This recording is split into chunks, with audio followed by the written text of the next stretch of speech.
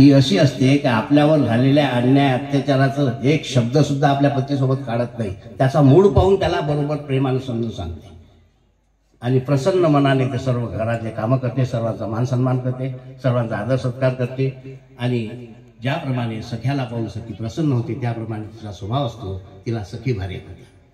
6व्या नंबरची. 7व्या नंबरची भार्या दाशी भार्या. दाशी भार्या सर्वांची प्रिय असते, घरातील सर्व कामं नोकरा चाकरांप्रमाणे करते, सर्वांना प्रसन्न ठेवते, सर्वांची कामं करते, लहान्यापासून मोठ्यांपर्यंत. आणि तिचं चुकलं तर तिला मारलं तर सहन करते, तिची चुकी नसतानाही जर तिला मारलं तरी सहन करते. अशी सहनशील सर्वोत्तम अशी दाशी भार्या असते.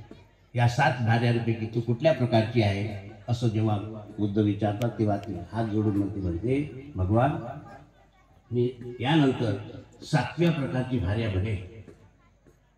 आणि मग तिथून प्रवचन संपल्यावर भिक्खूसंघ विहारात आला. बुद्ध आपल्या कुटीत असायचे, भिक्खूसंघ हॉलमध्ये बसायचे. तेव्हा भिक्खूंनी विचार केला, कमाल आहे भगवंताची, एका उपदेशामध्ये सुजातासारख्या गर्विष्ठ सुनेला भगवान बुद्धांनी कसं सरळ केलं, एका लाईनवर आणलं. तितक्यात बुद्ध आले हॉलमध्ये. म्हणते, भिक्षू इथं बसून काय चर्चा करता? भगवान आम्ही तुमच्याशी चर्चा करतो, की तुम्ही एका प्रवचनामध्ये हिला दुरुस्त केलं सुजाताला. भिक्षू ऐका, ही ऐकण्याची वेळ आहे. आताच हिला सरळ केलं नाही तर मागच्या एका जन्मामध्ये बोधिसत्व आणि त्याची आई यांच्या जीवनामध्ये त्याची आई तशीच होती, बोधिसत्वाची, रागावाची, ओरडाची, खेकसाची. तिचा चंड आणि कठोर स्वभाव होता. अशा प्रमाणे तिला सारे लोक दचकून राहायचे, कोणा तिचा स्वभाव आवडेनासारखा.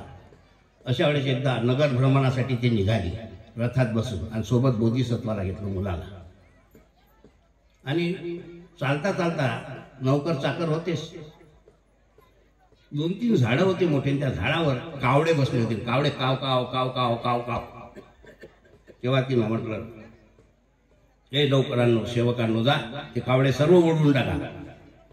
त्याप्रमाणे त्या नौकरांनी सर्व कावडे त्या झाडावर ओढून लावले. नंतर काय झालं, समोर गेले. समोर गेल्यानंतर कोकिळ पक्षी मधुर स्वरात आवाज काढून गाणे गात होते. तेव्हा सर्व सैन्य लवाजमा सर्वच्या सर्व जुमाले लागले आणि तीही प्रसन्न झाली. तेव्हा बोधिसत्वानं तिला म्हटलं, माते ते बघ, कावडे जेव्हा ओरडले तुलाही आवडले नाही, नौकरा चाकरांना आवडले नाही, सेवकांना आवडले नाही, सर्वांनी उडवून लावले. काव काव करणारे लोक काही कोणाला आवडत नाही. आणि जेव्हा कोकिळ पक्षी सुंदर गळ्यानं गात होता तेव्हा सर्व लोक आनंदानं विभोर झाले. सैनिक सुद्धा आनंदाने नाहून निघाले, तुला सुद्धा आनंद झाला. म्हणून कर्कश स्वभावाने कोणाला आवडत नाही, मिठे बोलणारे, गोड स्वभावाचे, सुंदर गळ्याचे लोक सर्वांना आवडतात. तेव्हा एकाच प्रवचनामध्ये मी तिला दुरुस्त केलं. तेव्हा बोधिसत्व मी होतो आणि ही सुजाता त्यावेळेस आई होती म्हणे माझी. ही पूर्वजन्माच्या कथा, जातक कथांमध्ये ह्या गोष्टी आहेत. तर हे 2 मुद्दे तुम्हाला सांगितले. इथंच थांबतो. सर्वांचं मंगल हो, सर्वांचं कल्याण भवतु. सर्वांनी साधू साधू साधू. लगेच नाश्त्यासाठी पण सुरुवात होणार आहे. सर्वांसाठी अल्पोपहार मसाले भात बनणार आहे. आपण सर्वांनी डबे आणले असेल तर आपल्या डब्याद्वारे जेवण करा. ज्यांना उपवासत असेल तर त्यांच्यासाठी चहाची मधून व्यवस्था आहे.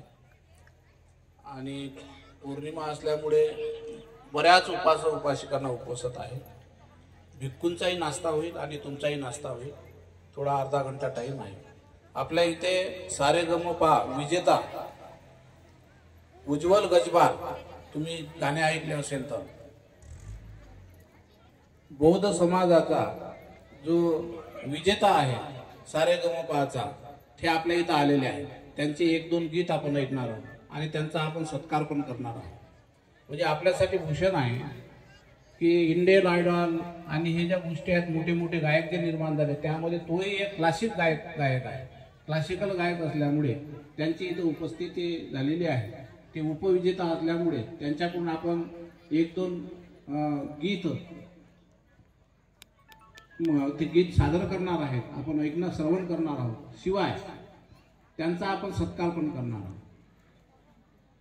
त्यानंतर या केंद्राचे आधारस्तंभ